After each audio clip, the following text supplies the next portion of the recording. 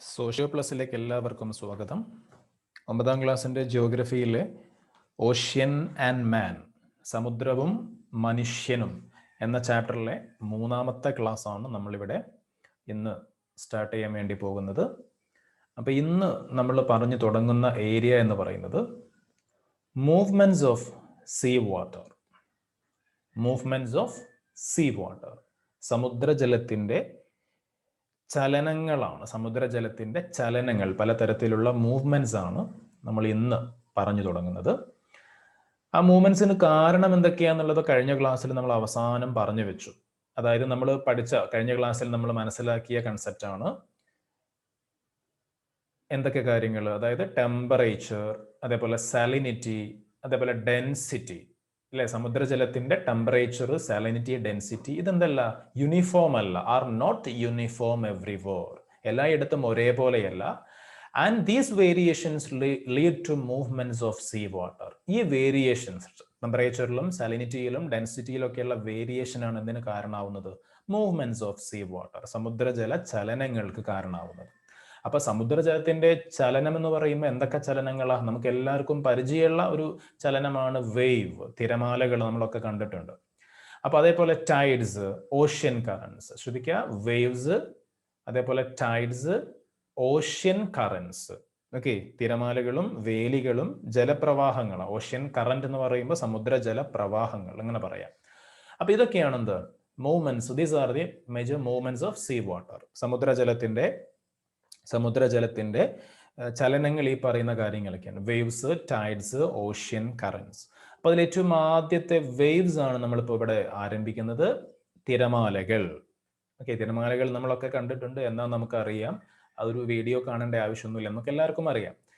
എങ്കിലും അതിനെക്കുറിച്ച് കുറച്ച് കാര്യങ്ങൾ നമ്മളിവിടെ പഠിക്കുകയാണ്. Look at figure 5.3. The up and down motion of the water along the surface of the sea is called sea waves. Okay, ഈ തിരമാലകൾ എന്താണ് എന്നതിനുള്ള ഒരു ഡെഫിനിഷൻ പോലെ കൊടുത്തതാണ്, നമുക്കൊന്ന് മാർക്ക് ചെയ്തുകൊണ്ട് തന്നെ പറയാം. The up and down motion of the water along the surface of the sea is called sea waves. അതായത് പിന്നെ സമുദ്രജല ഉപരിതലത്തിന്റെ അപ്പ് ആൻഡ് ഡൗൺ മൂവ്മെന്റ് ആണ് അല്ലെ. അതായത് അത് മുകളിലോട്ട് ഉയരുന്നുണ്ട്, താഴോട്ട് ഉയരുന്നുണ്ട്, താഴുന്നുണ്ട്, വീണ്ടും മുകളിലോട്ട് ഉയരുന്നുണ്ട്, അങ്ങനെയുള്ള ഒരു അപ്പ് ആൻഡ് ഡൗൺ മോഷൻ ആണ്. അങ്ങനത്തെ ഒരു മൂവ്മെന്റ് ആണ് തിരമാലക്കുള്ളത്, നമുക്കറിയാം. അപ്പോൾ സമുദ്രജല ഉപരിതലത്തിലാണ് നടക്കുന്നത്, താഴ്ഭാഗത്തല്ല അല്ലെ, സമുദ്രജലത്തിന്റെ ഉപരിതലത്തിലാണ്, സർഫസിലാണ് നടക്കുന്നത്. അപ്പോൾ സമുദ്രജലത്തിന്റെ ഒരു സർഫസിൽ ഉണ്ടാവുന്ന ഈ ഒരു അപ്പ് ആൻഡ് ഡൗൺ മോഷൻ, ആ ഒരു ചലനം, അപ്പ് ആൻഡ് ഡൗൺ ചലനം അല്ലെ, ഉയർച്ച താഴ്ചകളുള്ള ആ ഒരു ചലനം, അതിനെ നമ്മൾ എന്ത് വിളിക്കുന്നത്? നമ്മൾ തിരമാലകൾ എന്ന് വിളിക്കുന്നത്.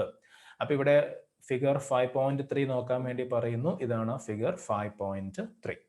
ഓക്കെ, അപ്പൊ ഇവിടെ കുറച്ച് കാര്യങ്ങൾ, ഇതിപ്പോ തിരമാലയാണ്, തിരമാലയുടെ ആ ഒരു അപ്പ് ആൻഡ് ഡൗൺ മൂവ്മെന്റ് ആണ്, ആ ഒരു വേവ് ആണല്ലോ. ഓക്കെ, തിരമാലന്റെ പേര് തന്നെ എന്താണ്? വേവ് എന്നാണ് അല്ലെ. നമ്മൾ വേവ് കാണിക്കുമ്പോൾ നമുക്കറിയാം ഏത് രൂപത്തിലാണ് വേവ് എന്നുള്ളത്, ഇങ്ങനെയുള്ള ഒരു രൂപത്തിലൊക്കെ. അപ്പൊ അതിൽ ഒരു 4 പേരുകൾ, ഒരു 4 ടേംസ് ഇവിടെ കൊടുത്തിട്ടുണ്ട്. വേവ് ലെങ്ത് കാണാം, വേവ് ഹൈറ്റ് കാണാം, ക്രെസ്റ്റ്, ട്രഫ്, ഇങ്ങനെയുള്ള 4 കാര്യങ്ങൾ കൊടുത്തിട്ടുണ്ട്. അപ്പൊ ഇതൊക്കെ എന്താന്നുള്ളത് നമുക്കിവിടെ പഠിക്കണം, അത് ഇമ്പോർട്ടൻ്റ് ആണ്. അപ്പോൾ ഇവിടെ ആ ചിത്രത്തിന്റെ അടിസ്ഥാനത്തിൽ താഴെയുള്ള ഈ ഒരു ഭാഗം നമുക്ക് നോക്കാം. The summit of the wave is known as wave crest. ശ്രദ്ധിക്കുക, ഏറ്റവും ആദ്യം the summit of the wave is known as wave crest. അതായത് ഈ വേവിന്റെ, ഈ ഒരു തിരയുടെ ഏറ്റവും ഉയർന്ന ഭാഗം, അതിനെ നമ്മൾ വിളിക്കുന്ന പേരാണെന്ത്? Wave crest. ഓക്കെ, മലയാളത്തിൽ പറയുകയാണെങ്കിൽ തിരാശിഖരം എന്ന് പറയാം. ഇവിടെ കാണുന്ന ഈ ഒരു പോർഷൻ. ഓക്കെ, അപ്പൊ നമ്മളിത് വരയ്ക്കുകയാണെങ്കിൽ വരയ്ക്കേണ്ട കാര്യമില്ല, പക്ഷെ എന്നാലും ഒന്ന് മാർക്ക് ചെയ്ത് പറയാം. അപ്പോൾ ഇവിടെ കാണുന്ന ഈ ഒരു സംഭവം എന്താ? അതും അതേപോലെ ഏറ്റവും ടോപ്പിൽ കാണുന്ന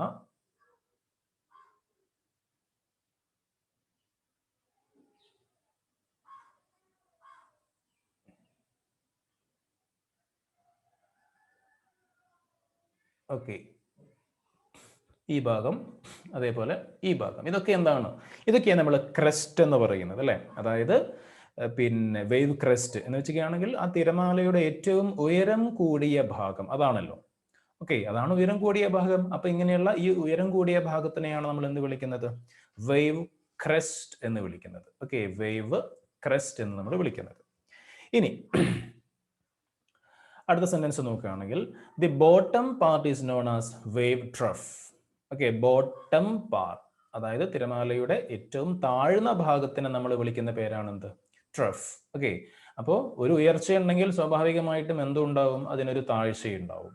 അപ്പോൾ ഇങ്ങനെയുള്ള താഴ്ന്ന ഭാഗങ്ങളെ നമ്മൾ വിളിക്കുന്ന പേരാണ് ട്രഫ്. അപ്പോൾ തിരാശിഖരം എന്ന്, വേവ് ക്രസ്റ്റിനെ തിരാശിഖരം എന്ന് നമുക്ക് വിളിക്കാം.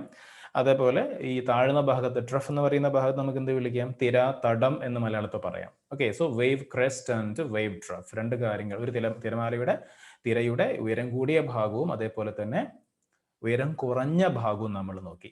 ഇനിയും രണ്ട് കൺസെപ്റ്റും കൂടി അവിടെ ഉണ്ടല്ലോ. ആ രണ്ട് കൺസെപ്റ്റ് നമ്മൾ ഇവിടെ പറയാൻ പോവാണ്. ഒന്ന് വേവ് ലെങ്ത്, മറ്റൊന്ന് വേവ് ഹൈറ്റ്. അതൊക്കെ ആ ഒരു ചിത്രം നോക്കിയാൽ തന്നെ നമുക്ക് മനസ്സിലാവും. രണ്ട് ക്രസ്റ്റുകൾക്കിടയിലുള്ള ഡിസ്റ്റൻസ് ആണ് ഇത് വേവ് ലെങ്ത് എന്ന് പറയുന്നത്. ഓക്കെ, രണ്ട് ഉയരം കൂടിയ തിരമാലയുടെ ഉയരം കൂടിയ ഭാഗമാണല്ലോ ക്രസ്റ്റ്. അപ്പൊ അങ്ങനെയുള്ള രണ്ട് ക്രസ്റ്റുകൾക്കിടയിലുള്ള ആ ഒരു വ്യത്യാസം, ആ ഒരു ഡിഫറൻസ് ആണ് വേവ് ലെങ്ത് എന്ന് പറയുന്നത്. അതേപോലെ തിരാതടത്തുനിന്ന് വേവ് ട്രഫിന്ന് വേവ് ക്രസ്റ്റിലേക്കുള്ള ആ ഒരു ഹൈറ്റ് ഉണ്ടല്ലോ, ആ ഒരു ഹൈറ്റിന്റെ വ്യത്യാസമാണ് എന്ത് പറയുന്നത്? വേവ് ഹൈറ്റ് എന്ന് പറയുന്നത്. നോക്കാം, ഇവിടെ പറയുന്നത് പോലെ തന്നെ നോക്കാം. The distance between two adjacent crests is the wave length. Okay, അടുത്തടുത്തുള്ള രണ്ട് ക്രസ്റ്റുകൾ തമ്മിലുള്ള, രണ്ട് തിരാശിഖരങ്ങൾ തമ്മിലുള്ള അകലമാണ് തിരാദൈർഘ്യം എന്ന് പറയുന്നത്, വേവ് ലെങ്ത് എന്ന് പറയുന്നത്. ഓക്കെ, രണ്ട് ക്രസ്റ്റുകൾ തമ്മിൽ, രണ്ട് വേവ് ക്രസ്റ്റുകൾ തമ്മിലുള്ള ആ ഒരു അകലം, ആ ഒരു ഡിസ്റ്റൻസ് ആണ് വേവ് ലെങ്ത് എന്ന് പറയുന്നത്, തിരാദൈർഘ്യം എന്ന് പറയുന്നത്. ഇനി അടുത്തതോ വേവ് ഹൈറ്റ് എന്ന് പറയുന്നതോ? The vertical distance between the crest and the trough is wave height. Wave height എന്ന് പറയുന്നത് താഴ്ന്ന ഭാഗമായ ട്രഫ്, ഉയർന്ന ഭാഗമായിട്ടുള്ള ക്രസ്റ്റ്, ഇത് രണ്ടും തമ്മിലുള്ള വെർട്ടിക്കൽ ആയിട്ടുള്ള ഡിസ്റ്റൻസ് ആണ്. കുത്തനെയുള്ള ലംബമായിട്ടുള്ള ആ ഒരു അകലത്തെയാണ് നമ്മൾ എന്ത് വിളിക്കുന്നത്? ലംബ ദൂരത്തെയാണ് നമ്മൾ എന്ത് വിളിക്കുന്നത്? തിരോന്നതി എന്ന് നമുക്ക് മലയാളത്തിൽ പറയാം, അല്ലെങ്കിൽ വേവ് ഹൈറ്റ് എന്ന് പറയാം. ഓക്കെ, ട്രഫ് അതേപോലെ താഴ്ന്ന ഭാഗവും ഉയർന്ന ഭാഗവും തമ്മിലുള്ള ആ ഒരു അകലമാണ് വേവ് ഹൈറ്റ് എന്ന് പറയുന്നത്. ഓക്കെ, രണ്ട് ക്രസ്റ്റുകൾ തമ്മിലുള്ള ഡിസ്റ്റൻസ് ആണ് വേവ് ലെങ്ത് എന്ന് പറയുന്നത്. ഓക്കെ, അപ്പോൾ വേവുമായി ബന്ധപ്പെട്ട് 4 ടേമുകളാണ് ഇപ്പം നമ്മൾ നോക്കിയത്. വേവ് ലെങ്ത്, വേവ് ഹൈറ്റ് ഉണ്ട്, അതേപോലെ ക്രസ്റ്റ്, അതേപോലെ ട്രഫ്, ഇങ്ങനെയുള്ള 4 കൺസെപ്റ്റുകൾ നമ്മൾ നോക്കി. ഓക്കെ, ദെൻ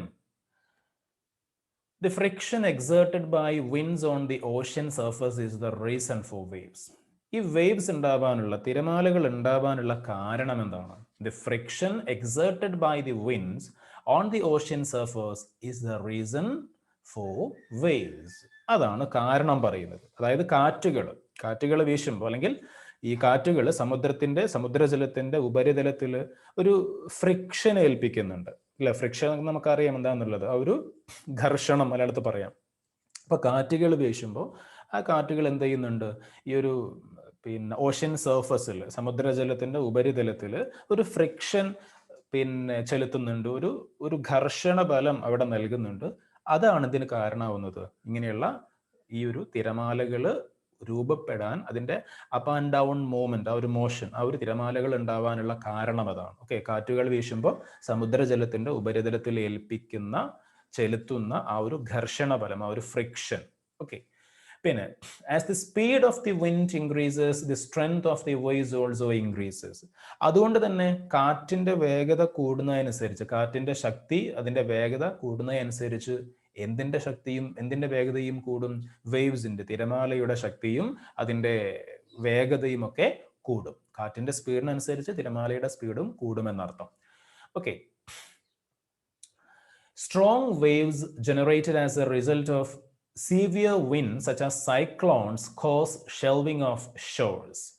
നമുക്കറിയാം, നമുക്ക് പ്രത്യേകിച്ച് ഈ അടുത്ത കാലത്തായിട്ട് ധാരാളമായിട്ട് സൈക്ലോൺസുമായി ബന്ധപ്പെട്ട വാർത്തകൾ, നമ്മൾ ചുഴലിക്കാറ്റുകളുമായി ബന്ധപ്പെട്ട, അങ്ങനെയുള്ള കൊടുങ്കാറ്റുകളുമായി ബന്ധപ്പെട്ട വാർത്തകൾ നമ്മൾ പത്രമാധ്യമങ്ങളിലൂടെ അല്ലെങ്കിൽ മറ്റ് ടെലിവിഷൻ മാധ്യമങ്ങളിലൂടെയൊക്കെ നമ്മൾ കാണാറുണ്ട്, കേൾക്കാറുണ്ട്. അപ്പൊ ഇവിടെ പറയുന്നത് എന്താണെന്ന് വെച്ചാൽ, strong waves generated as a result of severe winds such as cyclones cause shelving of shores. അതായത് വളരെ ശക്തമായിട്ടുള്ള കാറ്റുകൾ, കൊടുങ്കാറ്റുകളുടെ ഒക്കെ ഭാഗമായിട്ട് എന്തുണ്ടാവും? വളരെ ശക്തി കൂടിയിട്ടുള്ള തിരമാലകൾ ഉണ്ടാവും. അങ്ങനെയുള്ള തിരമാലകൾ എന്തിന് കാരണമാവുന്നുണ്ട്? തീരപ്രദേശങ്ങളിൽ കടലാക്രമണങ്ങൾക്ക് കാരണമാവുന്നുണ്ട്, ഒരുപാട് നാശനഷ്ടങ്ങൾ ഉണ്ടാവാൻ കാരണമാവുന്നുണ്ട്. And you might have read the news in dailies regarding the sea surges during the southwest monsoon season. നമ്മളിപ്പോൾ പറഞ്ഞ കാര്യം തന്നെയാണ്. നമ്മുടെ സൗത്ത് വെസ്റ്റ് മൺസൂൺ സീസൺ അല്ലെങ്കിൽ തെക്ക് പടിഞ്ഞാറൻ മൺസൂൺ കാലത്ത് ജൂൺ ജൂലൈ മാസത്തിൽ ആരംഭിക്കുന്ന ഈ ഒരു തെക്ക് പടിഞ്ഞാറൻ മൺസൂൺ സീസണിലും അല്ലെങ്കിൽ ഈ പറയുന്ന സൗത്ത് വെസ്റ്റ് മൺസൂൺ സീസണിലും ഇങ്ങനെയുള്ള കാറ്റുകൾ ഉണ്ടാവുന്നതും അത് കേരളത്തിന്റെ തീരപ്രദേശങ്ങളിൽ ഉണ്ടാക്കുന്ന നാശനഷ്ടങ്ങളെ കുറിച്ചൊക്കെ നമ്മൾ പത്രങ്ങളിലൂടെ അല്ലെങ്കിൽ ചാനലുകളിലൂടെയൊക്കെ പലപ്പോഴും കാണാറുണ്ട്, കേൾക്കാറുണ്ട്. ഒരുപക്ഷെ നമ്മളിൽ പലരും അങ്ങനെയുള്ള സമുദ്രജലത്തിന്റെ ആക്രമണങ്ങൾക്ക് അല്ലെങ്കിൽ ശക്തി കൂടിയിട്ടുള്ള തിരമാലകൾക്കൊക്കെ ഒരുപക്ഷെ നമ്മൾ നേരിട്ടോ അല്ലാതെയൊക്കെ നമ്മളും അത് സാക്ഷ്യം വഹിച്ചിട്ടുണ്ടാവാം. നമ്മുടെ ബന്ധുക്കളോ സുഹൃത്തുക്കളോ ഒരുപക്ഷെ നമ്മൾ തന്നെയോ അങ്ങനെയുള്ള അപകടത്തിലൊക്കെ ചെറിയ രൂപത്തിൽ ഒരുപക്ഷെ പെട്ടിട്ടുണ്ടാവാം. ഓക്കെ, അപ്പൊ അങ്ങനെയുള്ള കാര്യങ്ങൾ നമുക്ക് പരിചിതമാണ്, വാർത്തകളെങ്കിലും നമ്മൾ എല്ലാവരും കണ്ടിട്ടുണ്ടാവും. Okay, then these sea surges cause severe damage along the shores. തീരപ്രദേശങ്ങൾ ഒരുപാട് നാശനഷ്ടങ്ങൾ ഉണ്ടാക്കുന്നുണ്ട് ഇങ്ങനെയുള്ള വലിയ ശക്തമായിട്ടുള്ള കാറ്റുകളും അതിന്റെ ഭാഗമായിട്ടുള്ള തിരമാലകളും ഒക്കെ. Some measures are taken to prevent damage and to protect the lives of people living in the coastal areas. വളരെ ഇമ്പോർട്ടൻ്റ് ആയിട്ടുള്ള ഒരു ക്വസ്റ്റ്യൻ, ഒരു ഭാഗമാണ്. എന്താണ് ഒന്നുകൂടി നമുക്ക് നോക്കാം, ഒന്ന് മാർക്ക് ചെയ്യാം. Some measures are taken to prevent damage and to protect the lives of people living in the coastal areas.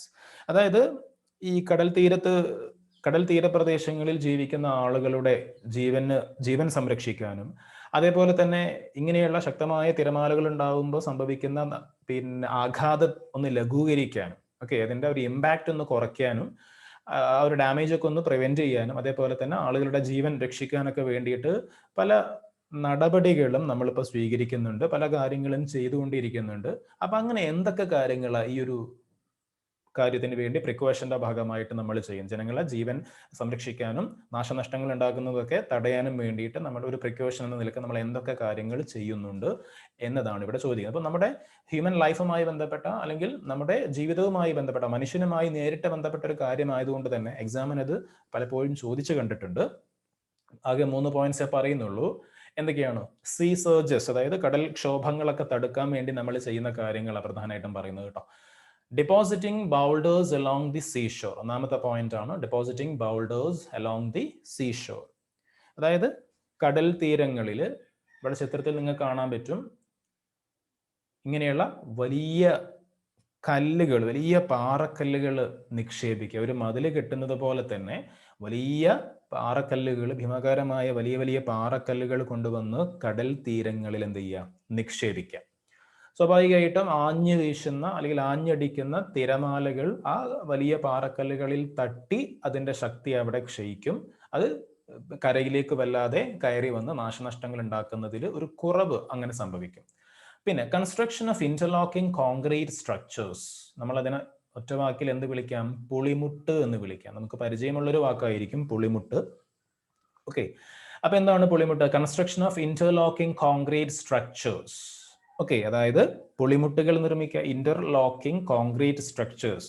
Interlocking concrete structure എന്ന് പറയുമ്പോൾ പിന്നെ എന്ത് ചെയ്യുക? ആ രൂപത്തിൽ നേരത്തെ പറഞ്ഞതുപോലെ തന്നെ കല്ലുകൾ വെറുതെ പാകുന്നതിന് പകരം കുറച്ചും കൂടി ഉറപ്പും ബലവുമുള്ള രൂപത്തിൽ അത് പരസ്പരം കണക്ട് ചെയ്തുകൊണ്ട് ഇന്റർലോക്ക് ചെയ്തുകൊണ്ടുള്ള കോൺക്രീറ്റ് പിന്നെ സാങ്കേതിക വിദ്യ ഉപയോഗിച്ചുകൊണ്ടുള്ള കുറച്ചും കൂടി ശക്തമായിട്ടുള്ള ഒരു പ്രതിരോധ ഒരു ഡിഫൻസ് വാൾ എന്നൊക്കെ പറയാവുന്ന രൂപത്തിലുള്ള ഒരു സംരക്ഷിത വലയം അവിടെ തീർക്കുക. ഒരു പുളിമുട്ടുകൾ, മലയാളത്തിൽ നമ്മൾ പുളിമുട്ടുകൾ എന്നൊറ്റ വാക്ക് പറയാം.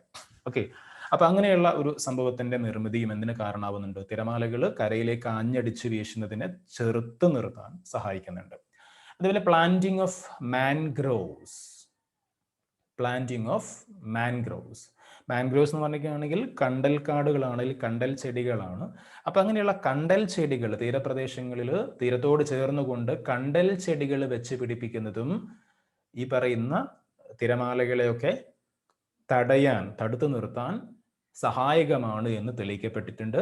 അപ്പൊ അതുകൊണ്ട് തന്നെ ഇങ്ങനെയുള്ള പല മെഷേഴ്സും നമ്മളിപ്പോൾ അഡോപ്റ്റ് ചെയ്യുന്നുണ്ട്, നമ്മൾ ഇംപ്ലിമെന്റ് ചെയ്യുന്നുണ്ട്. ഓക്കെ, ഈ സീ സർജസ്, കടൽക്ഷോഭങ്ങളുടെ ആ ഒരു ആഘാതം കുറയ്ക്കുന്നതിന്റെ ഭാഗമായിട്ട്. അപ്പൊ ഈ 3 പോയിന്റ്സും വളരെ ഇമ്പോർട്ടൻ്റ് ആണ്. Depositing boulders along the seashore, construction of പുളിമുട്ട്, പ്ലാന്റിംഗ് ഓഫ് മാൻഗ്രോവ്സ്. ഇങ്ങനെ മാത്രം ഓർത്ത് വെച്ചാൽ മതി.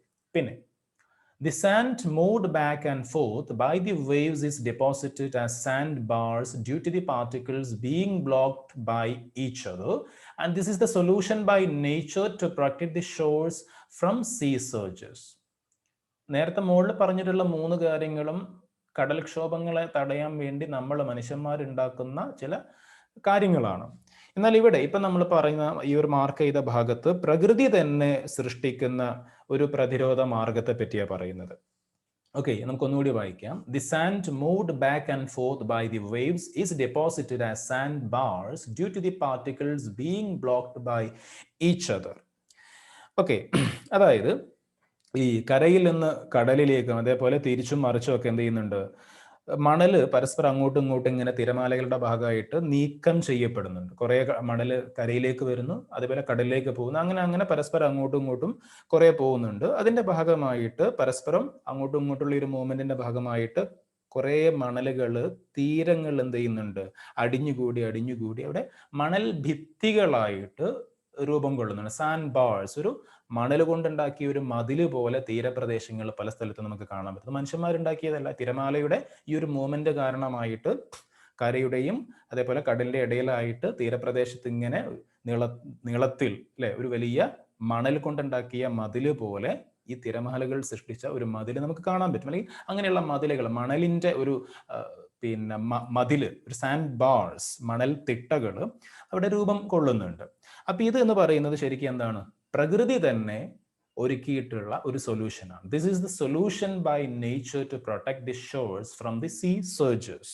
ഓക്കെ, കടലാക്രമണങ്ങളിൽ നിന്ന് കരപ്രദേശത്തെ സംരക്ഷിക്കാൻ വേണ്ടിയിട്ട് പ്രകൃതി തന്നെ ഒരുക്കിയിട്ടുള്ള സൃഷ്ടിച്ചിട്ടുള്ള ഒരു പ്രതിരോധ മാർഗമാണ് എന്ത്, ഈ സാൻഡ് ബാർസ് അല്ലെങ്കിൽ മണൽ തിട്ടകൾ എന്ന് നമുക്ക് പറയാം. ഓക്കെ, അപ്പൊ ആ ഒരു കാര്യം നമ്മൾ നോക്കി. You have heard of the tsunami waves that hit the Kerala coast in 2004. Tsunami തിരമാലകളെ പറ്റി നമ്മൾ കേട്ടിട്ടുണ്ട്. പ്രത്യേകിച്ച് നമ്മുടെ കേരള തീരത്ത് 2004 വർഷത്തിൽ നമ്മുടെ കേരള തീരത്ത് ആഞ്ഞടിച്ച് ഒരുപാട് നാശനഷ്ടങ്ങൾ ഉണ്ടാക്കിയിട്ടുള്ള പിന്നെ ഒരു സുനാമി ഉണ്ടായിട്ടുണ്ട്. അപ്പൊ അതിനെ പറ്റിയൊക്കെ നമ്മൾ കേട്ടിട്ടുണ്ടാവും. The earthquakes and volcanoes on the ocean floor generate monstrous waves that are disastrous. Such sea waves are known as seismic sea waves or tsunami waves. Okay, these waves move at a speed of up to 800 km/h.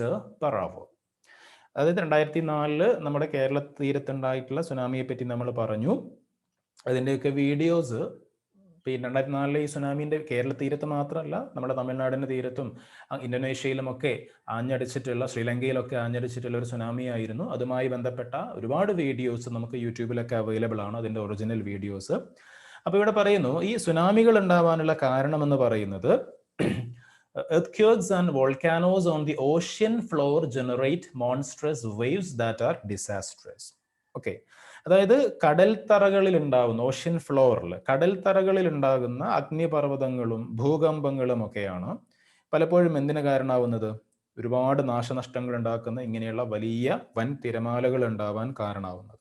ഇങ്ങനെയുള്ള ഈ തിരമാലകളെ നമ്മൾ പിന്നെ വിളിക്കുന്നത് എന്താണ്, ഈ വിളിക്കുന്ന പേരാണ് ഈ പറഞ്ഞ സീസ്മിക് സീ വേവ്സ്. ഓക്കെ, ഈ ഭൂകമ്പ തരംഗങ്ങളുടെ ഭാഗമായിട്ടുണ്ടാവുന്ന ഇങ്ങനെയുള്ള പിന്നെ തിരമാലകളെ നമ്മൾ വിളിക്കുന്നത് സീസ്മിക് സീ വേവ്സ് എന്നാണ്. അല്ലെങ്കിൽ നമുക്കൊന്നും വിളിക്കാം സുനാമി വേവ്സ് എന്നും വിളിക്കാം. ഓക്കെ, അപ്പോൾ such see waves are known as, ഇങ്ങനെയുള്ള ഭൂകമ്പങ്ങളുടെ, കടൽത്തറയിൽ ഉണ്ടാകുന്ന ഭൂകമ്പങ്ങളുടെ ഭാഗമായിട്ടോ അല്ലെങ്കിൽ അഗ്നിപർവ്വത ചലനങ്ങളുടെയോ സ്ഫോടനങ്ങളുടെയൊക്കെ ഭാഗമായിട്ടുണ്ടാകുന്ന ഇങ്ങനെയുള്ള തിരമാലകളെ നമ്മൾ സീസ്മിക് സീ വേവ്സ് എന്ന് അല്ലെങ്കിൽ സുനാമി വേവ്സ് എന്ന് വിളിക്കുന്നുണ്ട്. ഓക്കെ, സുനാമി വേവ്സിനെ നമ്മൾ രാക്ഷസ തിരമാലകൾ എന്നൊക്കെ മലയാളത്തിൽ പറയുമെങ്കിലും ശരിക്കും അതിന്റെ അർത്ഥം സുനാമി വേവ്സ്, സുനാമി എന്നുള്ളത് ജപ്പാൻ വാക്കാണ്. ആ ഒരു വാക്കിന്റെ അർത്ഥം ഹാർബർ വേവ്സ് എന്നാണ്. ഓക്കെ, തുറമുഖ തിരമാലകൾ എന്നാണ്. തുറമുഖങ്ങളിലേക്കൊക്കെ ആഞ്ഞടിക്കുന്ന തിരമാലകൾ ആയതുകൊണ്ടാവാം സുനാമി വേവ്സ്. അതിന്റെ അർത്ഥം എന്തല്ല, രാക്ഷസ തിരമാലകൾ എന്നല്ല. നമ്മൾ അങ്ങനെ പറയാറുണ്ട്, അതിനെ വിശേഷിപ്പിക്കാറുണ്ട്. പക്ഷേ സുനാമി എന്ന വാക്കിന്റെ അർത്ഥം ഹാർബർ വേവ്സ് എന്നുള്ള ഒരു അർത്ഥത്തിലാണ്. സുനാമി വേവ്സ് എന്ന് പറയുമ്പോൾ ഹാർബർ വേവ്സ് ആണ്. ഓക്കെ, തുറമുഖ തിരമാലകൾ എന്ന് വേണമെങ്കിൽ പറയാം മലയാളത്തിൽ. അപ്പോ അതിന്റെ പിന്നെ സ്പീഡ് ഇവിടെ പറയുന്നുണ്ട്. These waves move at a speed of up to 800 km/h അല്ലേ? ഏകദേശം മണിക്കൂറിൽ 800 കിലോമീറ്റർ വരെ വേഗതയിൽ സ്പീഡിൽ ഈ തിരമാലകൾ മൂവ് ചെയ്യാറുണ്ട് എന്നാണ് പറയുന്നത്. ഓക്കെ, അപ്പോൾ വേവ്സുമായി ബന്ധപ്പെട്ട് നമുക്ക് അത്രയും കാര്യങ്ങളാണ് നോക്കാനുള്ളത്. അവിടെ ഏറ്റവും അവസാനം ഒരു മഡ് ബാങ്ക് എന്ന് പറയുന്ന, മലയാളത്തിൽ നമ്മൾ ചാകര എന്ന് പറയുന്ന ഒരു പ്രതിഭാസം, അതിനെപ്പറ്റി ഒരു ബോക്സ് എക്സ്ട്രാ അവിടെ കൊടുത്തിട്ടുണ്ട്. എക്സ്ട്രാ റീഡിംഗ് ആയതുകൊണ്ട് തന്നെ പിന്നെ സ്ക്രീൻ നോക്കി താല്പര്യപൂർവ്വം അത് വായിച്ച് മനസ്സിലാക്കുക. നമ്മൾ അതിലേക്ക് പോകുന്നില്ല, നമ്മുടെ സമയം നഷ്ടപ്പെടുത്തുന്നില്ല. അപ്പോൾ നമ്മുടെ മൂവ്മെന്റ്സ് ഓഫ് സീ വാട്ടർ എന്നുള്ള സമുദ്രജലത്തിന്റെ ചലനങ്ങൾ എന്നുള്ള ഭാഗത്തിലെ വേവ്സ് ഇപ്പം നമ്മൾ നോക്കിക്കഴിഞ്ഞു. ഇനി അടുത്ത ഭാഗം എന്ന് പറയുന്നത് ടൈഡ്സ് ആണ്. ഓക്കെ, വേലികളാണ്.